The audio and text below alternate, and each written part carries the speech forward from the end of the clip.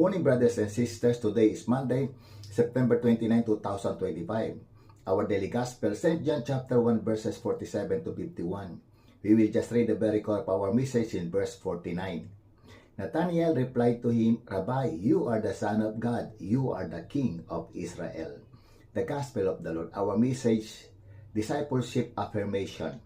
Pagpapatibay ng pagkadisipulo.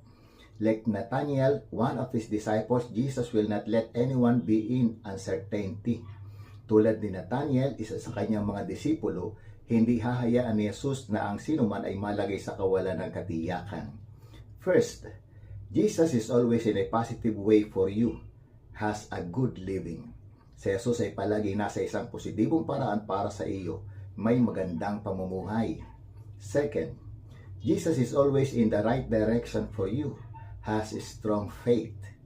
Si Jesus ay palaging nasa tamang direksyon para sa iyo, may matibay na pananampalataya. And third, Jesus is always in a certain pursuit for you, has angelic guidance. Si Jesus ay palaging nasa isang tiyak na pagsubaybay para sa iyo, may patnubay ng mga anghel. Good morning and God bless us all.